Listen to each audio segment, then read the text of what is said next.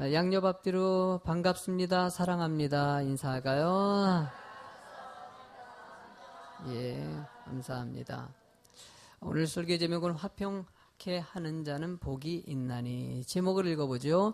화평케 하는 자는 복이 있나니. 화평한 삶을 살아서 여러분들이 큰 복 받으실 줄로 믿습니다. 우리가 예배를 드리고 올 때 성경의 말씀 보니까는 형제들과 화목하고 하나님 앞에 제단 앞에 예물을 드리라. 그러니까 하나님께 예물을 드린다는 것은 하나님 앞에 예배를 드린다는 의미가 되거든요. 예배를 드리기 전에 혹여나 화목하지 못한 형제들이 있다면은 화목하고 와서 예배를 드려야 되는 것이 온전한 예배라고 가르쳐 주는 것이죠. 여러분들 오늘 예배를 드려올 때 여러분들 혹시나 주변에 화목, 상대방이 나를 미워하는 거는 어떻게 할 수 없지요. 그러나 내가 누군가를 미워한다든지 내가 뭔가 관계가 좀 어려졌다든지 이런 부분이 혹시나 있다면은요, 하나님은 그 부분의 문제를 해결하고 신앙생활 예배 드리는 자가 되기를 원하신다는 거예요. 온전한 예배를 드리기 위해서 늘 화목된 인생을 살아가는 여러분이 되실 줄로 믿습니다. 성경은요, 늘 한마음 한뜻이 되는 데 초점이 되어 있어요. 그래서 화평함을 추구하는 것은 성령의 열매 가운데 있고 늘 그런 마음을 가지고 살아야 된다는 것입니다. 오늘 본문의 말씀을 한 번 더 읽어보시겠습니까? 화평하게 하는 자는 복이 있나니 그들이 하나님의 아들이라. 하나님의 아들이라 일컬음을 받기 위해서 필요한 것이 무엇입니까? 화평하게 하는 자라 된다는 거예요. 화평하게 하는 자가 하나님의 자녀가 되는 것이고 그 사람이 하나님의 백성이라고 선포하는 것입니다. 성도들의 삶은요, 화평히 하는 것이 우리들의 사명이라고 가르쳐주는 것이에요. 이렇게 얘기할 수 있겠죠. 어떻게 화평하나? 여러분들 전도도 화평입니다. 하나님을 믿게 만들어서 그 사람이 하나님과의 관계 회복하고 모든 사람들의 관계를 회복하고 나가는데 전도가 중요한 역할을 하는 것이에요. 왜 사랑합니까? 서로의 관계 회복을 위해서 사랑하는 것이에요. 왜 자비고, 왜 기뻐하고, 왜 하나님 은혜 가운데 충성되게 살고 인내하고 오래 참습니까? 다 모든 것이 하나님의 화평함을 이루는 소속이 되기 때문이라는 것이에요. 여러분들 인격적으로 성장한, 세상에 보면 성공한 사람들의 특징들이 있지 않습니까? 성공한 사람들의 특징들 중에서 인격적으로 성공한 사람들의 특징이 나와 있더라고요. 인격적으로도 물질이나 뭐 세상의 명예라든지 이렇게 성장한 것뿐만 아니라 인격적으로 성장한 사람들의 특징 중에 3가지를 갖다가 주어졌는데 첫 번째가 바로 인내더라고요. 인내하는 사람이 세상을 좋게 변화시키는 성공된 인생을 살아간다는 거예요. 두 번째로는요, 실천력이라고 하게합니다. 열정적으로 뭔가 주어진 일을 갖다가 실천하기 위해서 애쓰는 사람을 얘기하는 것이죠. 그 다음에 3번째로 얘기하는 것이 바로 평화의 사고를 갖고 있는 사람이라고 얘기합니다. 이런 평화의 사고를 갖고 있는 사람이 세상에서 진정한 성공적인 인생을 사는 것이라고 세상에서 평가하는 것이에요. 근데 세상에서 평가하기 이전에 이미 하나님의 말씀을 통해서 이 땅에 여러분들이 평화의 중심적인 삶을 살아가는 걸 통해서 세상이 변화되길 원하시는 것이죠. 싸움이 있는 곳에, 분열이 있는 곳에 서로 한마음이 돼서 한뜻이 돼서 살아가는 거 얼마나 아름답습니까? 하나님이 이런 하나님께서 계획한 이 화평의 열매가 도대체 어떻게 열매 맺을 수 있을까? 여러분들께서 어떻게 살아갈 때 이런 화평의 열매를 갖고 살아갈 수 있을까를 한번 묵상하면서 본문의 이 4가지를 통해서 한번 살펴봤으면 좋겠습니다. 첫 번째로 제목을 한번 읽어보시겠습니까? 하나님과의 관계 회복을. 일단 여러분들 첫 번째로는 하나님과의 관계 회복입니다. 욥기서 22장 21절을 읽어보겠습니다. 너는 하나님과 화목하고 평안하라. 그리하면 복이 내게 임하니. 사실 여기서부터 모든 것들이 풀려집니다. 여러분 문제가 생기고요, 관계가 어그러지는 거 첫 번째 모든 시작점은요, 본인과 하나님과의 관계입니다. 나와 하나님과의 관계가 온전히 세워져 있으면 어떤 문제가 생겨도 다 풀어지게 되어 있다는 거예요. 하나님은 그래서 여러분들이 하나님과의 관계가 온전한지를 늘 물어보시는 것이에요. 하나님과 화목하고 그 안에서 진정한 평안을 누리고 복이 여러분들에게 임하는 것을 늘 체험하면서 살아가는 성도의 모습. 여러분들 에베소서 2장 16절도 읽어보시겠습니까? 또 십자가로 이 둘을 한 몸으로 하나님과 화목하게 하려 하심이라. 원수된 것을 십자가로 소멸시키고 라고 얘기합니다. 하나님께서 계획한 게 무엇입니까? 우리들이 화목하기를 원해서 예수님이 죄의 문제를 다 담당하시고 십자가의 모진 고난 다 당하시고 죽으셨어요. 이유가 무엇입니까? 이유는요, 여러분들이 죄에서 자유를 얻고 진정한 영적 화평함을 누리기 위해서 그 고난 당하셨다는 것이에요. 하나님도 계획한 일이고요. 예수님이 이 땅에 보내신 것도 그 이유 때문이고요. 여러분들 뭔가 예수님이 고난 당하시면서 무슨 생각했겠습니까? 내가 이런 고난 당하고 죽으심을 통해 가지고 하나님과의 관계가, 지금 죄 때문에 우리는 그 담이 있어 가지고 주님과의 관계가 어그러진 거 아닙니까? 예수님의 피를 통해서 모든 담이 허물어지고 우리 하나님과 우리의 관계가 완전히 이제 교통함을 통해서 살아갈 수 있는 구원의 축복받은 거. 여러분들 이 일을 위해서 죽으신 것을 인식한다면요, 여러분들 늘 화평함의 사고를 갖고 하는 것은 너무 중요한 것이라는 거예요. 여러분, 화평이라는 단어는요, 헬레어로 에이레네라고 얘기합니다. 에이레네. 히브리어로는 뭐라고 해요? 샬롬. 한번 헬라어로 인사 한번 이렇게 한번 따라해 보시죠. 에이레네. 한번 해보세요. 이게 헬라어 언어고요. 히브리어는 샬롬 그러잖아요. 샬롬. 한번 옆 사람과 에이레네로 한번 인사 한번 해볼까요? 또 접속에 에이레네. 좀 그러네. 에이레네. 우리나라 인사법은 그냥 그 안녕하세요 그러잖아요. 안녕하세요는요, 이게 여러분들 한 50년대 60년대 나온 인사법이라고 합니다. 항상 사람들이 자고 나면은요, 굶주려가지고 병 때문에 죽은 사람들이 많아가지고 아침에 일어나면 죽지 않았냐, 그게 안녕하냐, 이렇게 인사가 만들었다는 거예요. 참 외국 같은 경우는요, 참 멋있는 인사법 있지 않습니까? 이렇게 에이레네, 샬롬. 여러분들 하나님의 평안이 여러분들이 가득 채워질 줄로 믿습니다. 늘 평안을 빌고, 가정의 평안을 빌고, 삶의 평안을 빌고, 얼마나 멋집니까? 여러분들 왜 이렇게 평안을 누리지 못할까요? 하나님을 제대로 만나지 못하기 때문이죠.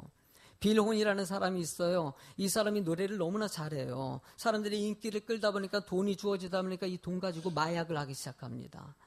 완전히 술에 빠지고 마약에 빠지고 인생이 완전히 엉망이 되어버렸어요. 그러면서 본인만 피해주는 것이 아니라 주변에 있는 가족들에게 피해주죠. 주변 사람들에게 피해주지요. 그런 인생을 살았던 빌혼이라는 사람이 그런 엉망으로 살아간 그 사람에게 그 무디 목사님이 말씀 전하는 집회가 있다는 얘기를 듣고 자꾸 가자 그러니까 내가 왜 거길 가냐고. 그러다가 그냥 하도 친한 친구가 저러니까 그냥 한번 참석해보고, 우리 이렇게 이번에 부흥성회 같이, 저도 부흥성회 때 은혜 받아가지고 말씀 가운데 은혜 받아 이렇게 변화된 거 아닙니까? 그 비론이라는 사람도 말씀 들으러 왔다가 비론이라는 무디 목사님의 말씀 듣고 나서 그때 하나님의 은혜를 체험합니다. 내 인생이 왜 이 모양일까? 하나님은 늘 나를 사랑하실까? 그때 영적 기도를 하게 되고 주님을 만나게 됩니다. 그의 인생이 이제는 내 인생이 세상을 파괴시키고 힘들게 만드는 인생이 아니라 일단 내가 하나님 앞에 자유함을 얻고, 그 자유함을 얻던 자기를 통해서 주변이 변화되기 시작한 것이에요. 가족들이 변화됩니다.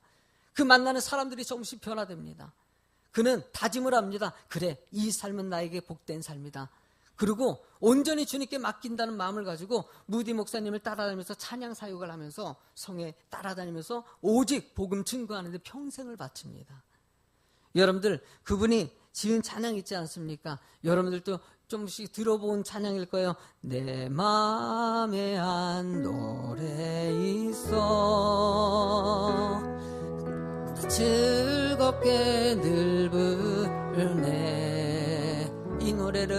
이 노래를 부를 때에 금평아 나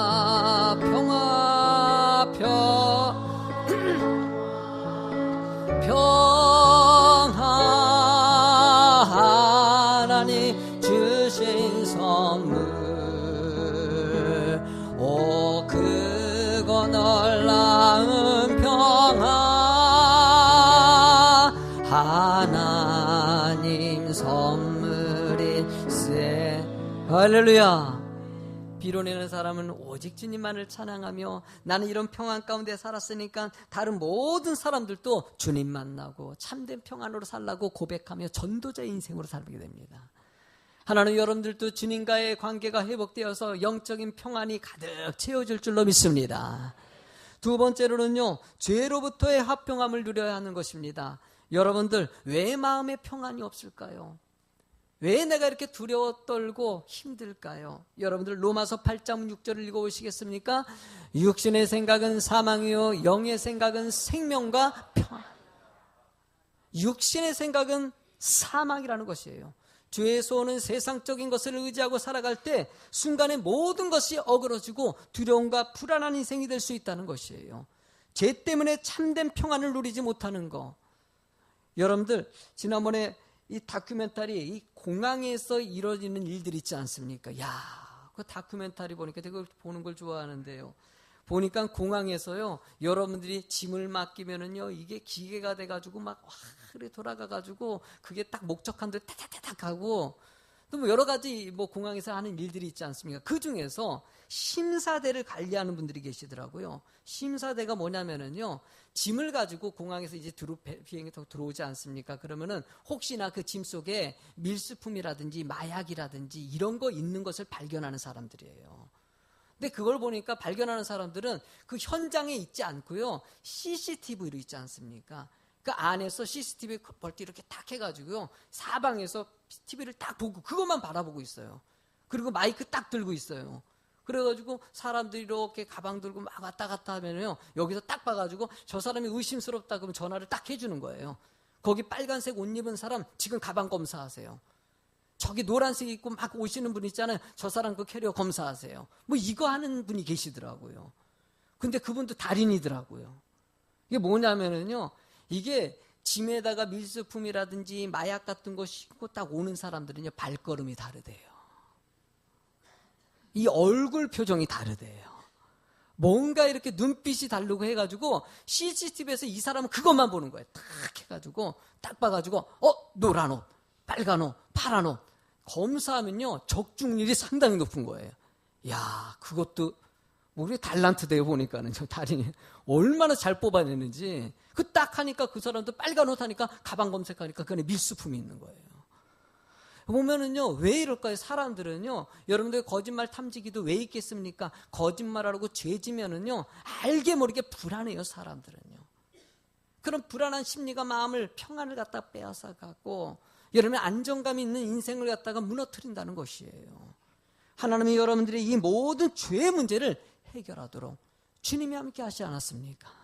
하나님을 회개하고 주님 은혜 가운데 돌아오는 사람들에게 큰 복을 주시고요, 마음의 영적인 자유함을 주신다고 말씀하시지 않습니까? 저는요, 우리 금요 기도회라든지 새벽 기도회가 늘 활성화되길 간절히 소망해요. 왜냐면요, 기도가 중요하기 때문이에요. 뭐 이것저것 필요 없습니다. 하나님 앞에 기도하고 말씀 가운데 바로 서길 원하는 것이 하나님의 궁극적인 계획이기 때문이에요. 올해요, 새벽 기도회가 크게 부흥할 줄로 믿습니다. 저는요, 제가 이번에 목적했어요. 새벽 기도회 평균 50명 참석을 위해서. 지금 평균 보니까 한 25명 정도 선이더라고요. 각 셀별로 체크해 보려고요. 그래가지고 평균 제일 많이 청년회도 해가지고 한번 올해 새벽 기도회 100명 돌파. 아멘이 장래. 새벽 기도회 100명 돌파. 한번에 여러분들 기도가 중요하기 때문에 금요 기도 성회도 살려보려고 그래요. 왜냐하면은 기도가 중요하기 때문이에요. 하나님은 회개하는 자에게 은혜를 주시고요, 돌이키고 진정한 영적인 평안을 여러분들 가운데 살아가길 원하기 때문에 그러신 거예요. 다른 이유 없으면 다 여러분들을 위해서라는 것이에요. 여러분들 세 번째로는요, 이웃과의 화평을 원하신다는 것입니다. 이웃과의 화평을 이뤄야 된다는 거예요. 로마서 12장 18절을 읽어보시겠습니까? 할 수 있거든이 너희로서는 모든 사람과 더불어, 모든 사람이라는 것은요, 예수 믿는 사람만 되는 것이 아니라 믿지 않는 모든 사람들과 사랑해야 된다는 거예요. 화목해야 된다는 것이에요. 이것이 성도들에게 원하는 하나님의 계획이라는 것입니다. 하나님은 우리가 성도끼리 또 이웃들과 불신자들과 관계에서 여러분들이 좋은 화평의 도구로서 좋은 관계를 이룰 수 있도록 끊임없이 노력하는 게 설교 말씀은요 그 내용이에요. 여러분들 관계 회복하라는 것이에요. 이 사람하고 저 사람하고 저 나를 갖다가 불평하고 뭐 어떻게 힘들게 만드는 사람하고도 좋은 관계를 가지고 살아가는 거예요. 제가 이번에 학생회 수련회 갔는데요. 우리 부부셀 모임이 있어가지고 저는 좀 늦게 갔어요. 늦게 갔는데 도착했더니만 이미 식사를 갖다가 거반 좀 했더라고요. 식사를 거반해가지고요. 도시락을 또 우리 여전도에서 싸주셔가지고 아유 정말 준비를 잘해주셨더라고요. 그 도시락 싸들고 저도 이제 어쨌든 먹어야 될 것 같아가지고 이 도시락 싸들고 딱 갔는데 애들이 거의 다 먹고 다 끝났어요. 그런데 혜찬이가 또 끝에 앉아 있어가지고 혜찬이도 이제 거의 다 먹어가더라고요. 그래서 거기 딱 앉았죠. 혜찬이랑 다른 애들이 이제 저는 이제 시작한 거 아닙니까? 밥을 쫙 먹는데 혜찬이가 막 먹다 보니까 얘가 조금 뭐라 그럴까 천천히 먹는 거예요. 그래서 저는 이제 혼자 먹으니까 빨리 먹고 이제 애들이 다 일어나지 않습니까? 근데 혜찬이가 내 앞에 있다 보니까 그래서 내가 이상하다. 얘가 이렇게 배가 없어 빨리 먹으랬는데 그래서 중간 정도 먹다 물어봤어요. 혜찬이한테. 혜찬아 혹시 너 나 때문에 그러니? 그래서 혜찬이가 그렇대요. 솔직히 얘기해봐. 목사님 때문에 지금 천천히 먹는 거야? 얘기해봐. 그랬더니 머뭇머뭇거리다가 네. 괜찮아 너 빨리. 목사님 혼자 좀 쑥스럽잖아요. 목사님 혼자 그러니까 목사님 그럴까봐 천천히 얘가 물만은 막 먹다가 한참 있다가 오히려 내가 막 빨리 먹게 돼. 근데 어린 학생인데도 이제 우리 학생 기특하지 않아요. 빨리 순댓국집에서 빨리 그래서 비전센터 해야 될 것 같아요. 끝나고 학생들이 비전센터가 공간이 없어가지고 주일학교 유치부 공간이 없어가지고 어쩔 수 없이 학생들이 지금 우리 순댓국집에서 모여요. 거기서 모여가지고 애들끼리 모임을 갖거든요. 우리 아이들에게도 좋은 공간을 우리 빨리 만들어 주도록 여러분 기도 많이 해주시기 바랍니다. 보면 애들 모습 가운데서도 상대방을 생각해 주잖아요. 뭔가 상대방과의 관계를 위해서 배려하고 신경 쓰는 거. 하나님은요 여러분들이 그런 자가 되길 원하시는 거예요. 저는 우리 어머님께서 제가 이 얘기를 한두 번 한 게 아니지 않습니까? 저는 우리 어머님이 액자를 선물해 준 글씨, 그 글씨 중에서 로마서 12장 10절 말씀 같이 크게 한번 읽어보시겠습니까? 형제를 사랑하여 서로 우애하고 존경하기를 서로. 우리 어머님이 저에게 주신 말씀이거든요. 제발 형제들끼리 사랑하라. 그러나 형제들끼리겠습니까? 이웃과 모든 사람들에게 사랑하고 우애하고 존경하는 사람이 되라는 거예요. 왜 존경해야 됩니까? 우리는요 존귀한 사람이 하나님의 자녀이기 때문이에요. 누가 뭐래도요 이걸 외적으로 봤을 땐 죄질 수밖에 없고 너무나 부족한 사람 아닙니까? 그러나 믿음으로써 구원받고 하나님의 자녀가 되는 순간 우리는 존귀한 사람이 되는 것이에요. 그 존귀함을 느낄 수 있는 것이 어느 때입니까? 성도 간에 서로의 존귀하게 여겨줄 때 존귀함이 드러나게 돼 있어요. 성도들끼리 상대방을 볼 때도 귀한 분으로, 아멘.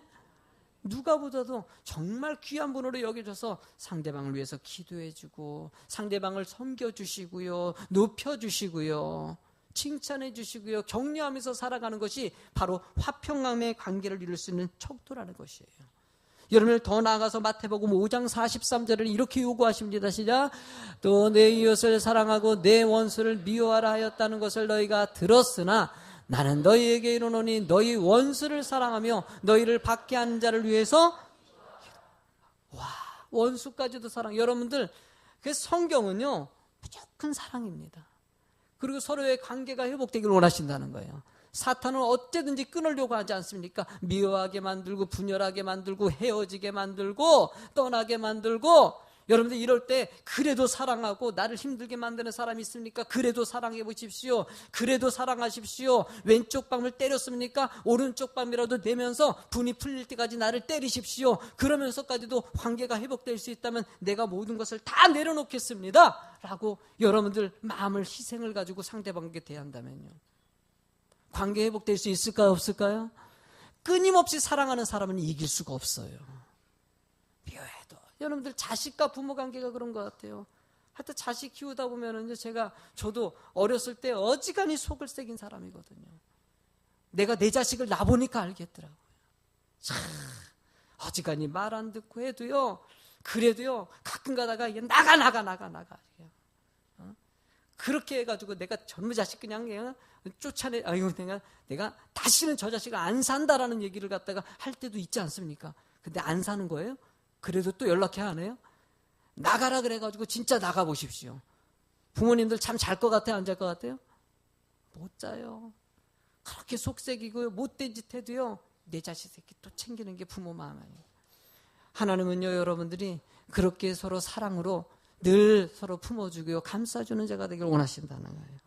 여러분들의 식인 부족인 이 와우다니 부족을 갖다 전도한 여러분 짐 엘리어목 선교사님 있지 않습니까?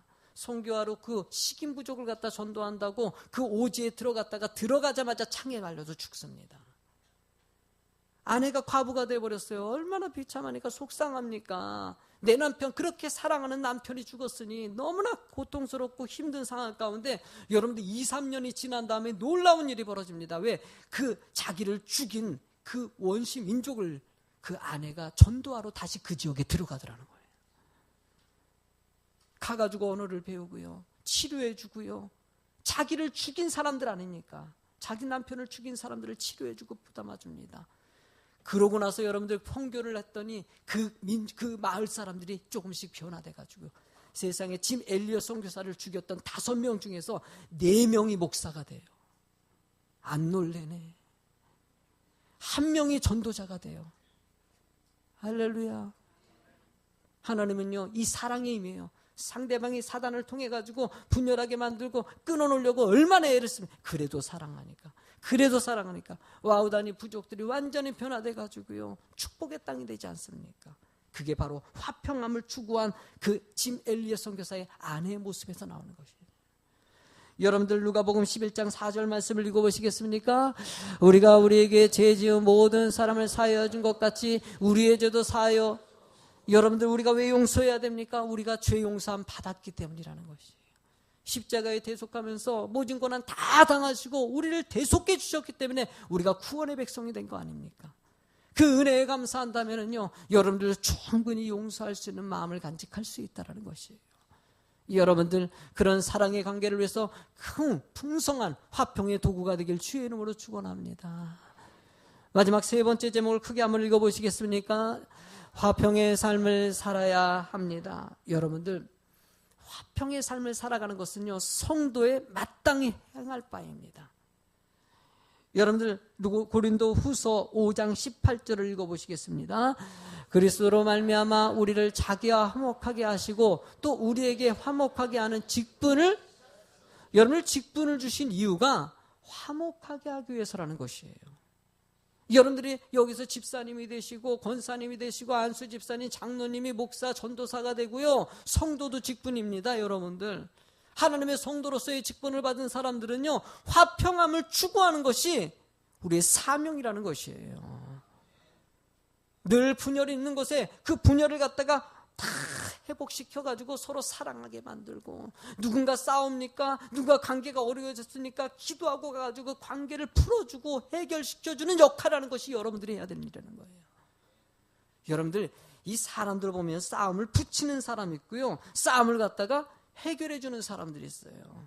하나님은 여러분들이 늘 하야고 풀어주는 자가 되기를 원하시는 거예요. 보면은 이 관계 가운데서도 문제가 생길 때 늘 그 관계를 풀어줄 지혜를 주는 사람들이 늘 하나님께서는 있게 만드셔요. 교회는요 그걸 주시어요. 하나님께서요. 그런 주인공이 바로 여러분이 되기를 원하시는 거예요. 여러분이 되기를 원하죠. 내가 그 주인공. 교회가 뭐 문제가 있습니까? 직장생활 가운데, 사업 가운데 뭔가 문제가 있습니까? 가정 가운데 뭔가 이렇게 부부관계가 문제 있고 자식 간에 문제가 있고 뭔가 이렇게 문제가 느껴지는 게 딱 눈에 보이십니까? 그러면 기도하세요. 저게 보인다는 것은 내가 그 중간 역할을 하기 위해서 하나님이 나를 부르셨구나. 그걸 풀기 위해서 나를 여기 보내셨구나. 하나님 그 일을 위해서 나를 사용해 주시옵소서. 나를 사용해 내가 좀 참고 내가 더 기도하고 하나님 은혜 가운데 여러분들이 중간 역할을 한다면 모든 문제는 풀어주고 사단마귀는 거기서 도망가게 돼 있다는 거예요. 여러분 콜롬비아 칼리 지역이 있어요. 이 칼리 지역에 여러분들 교회들이 없는 것이 아니에요. 칼리 지역에 교회들이 있었는데 그 지역이 너무나 범죄의 소굴이 되다 보니까 마약 먹고 온갖 타락한 땅이 되다 보니까 이 범죄의 그 깽단들 있지 않습니까? 그 깽단들이 너무나 날개 마약 거래하면서 판을 치고 다니니까 일반 모든 사람들이 생활을 못하는 것이에요.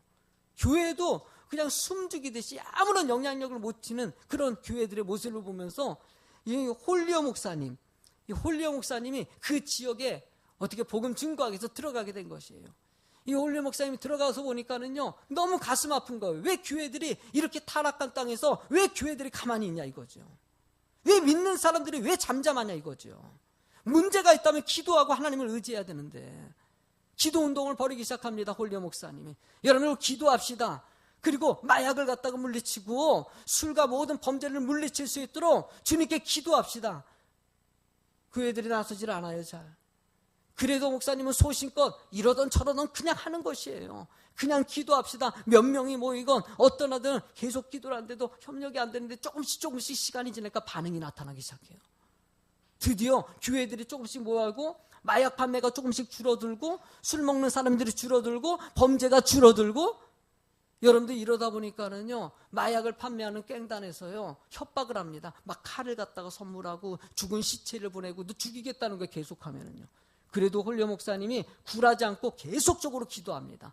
계속적으로 복음을 전합니다. 결국 홀리오 목사가 여러분들 총에 맞아 죽습니다. 깽단에. 총에 맞고 순교하는 것을 모든 목사님들이 보면서 모든 성도님들이 보면서 우리 이건 아니지 않냐. 드디어 그때 그분이 한 분이 죽음을 통해 가지고 모든 교회들이 다시 일어나기 시작합니다. 다 일어나가지고 행진하면서 기도하고 우리 홀리오 목사님 같이 우리도 이 땅의 평화를 위해서 이 땅의 축복을 위해서 같이 기도합시다. 연합합시다. 날마다 집회가 열리기 시작합니다. 사람들이 모이기 시작하고 여러분 어떤 일이 벌어졌냐. 그 죽였던 깽단의 두목이 하나님을 믿게 됩니다. 마약이 사라지고 범죄가 사라지고 지역에 있는 90% 이상이 하나님을 믿는 땅이 되어버립니다. 하나님이 하시는 일이에요. 하나님이 이 땅에 누군가를 사용하시다는 거예요.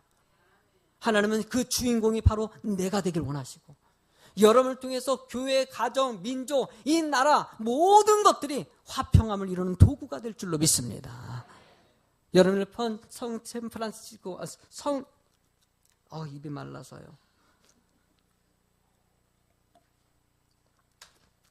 너무 흥분했나 봐요. 평화의 기도라고 있지 않습니까? 프란치스코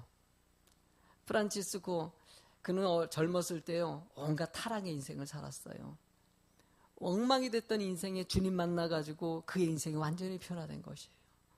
그리고 자기는 어려운 지역 힘든 사람들을 살피면서 살겠다고 평화의 도구가 되겠다고 무너뜨린 자신의 인생을 회복하면서 이제 척박하고 사람들이 찾아가지 않는 곳에서 헌신하면서 인생을 살아갑니다. 그 성 프란치스코가 쓴 평화의 기도 너무나도 유명한 기도 제목 아닙니까?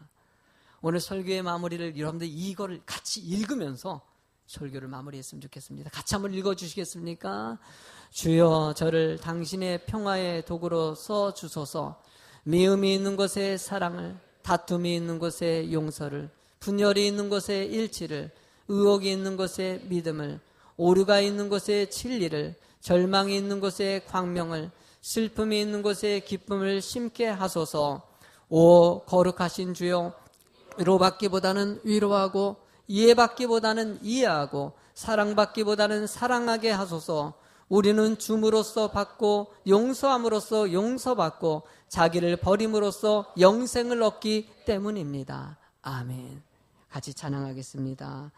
지금 우리는 마음을 아파요. 하나님, 지금이 바로 기도할 때입니다.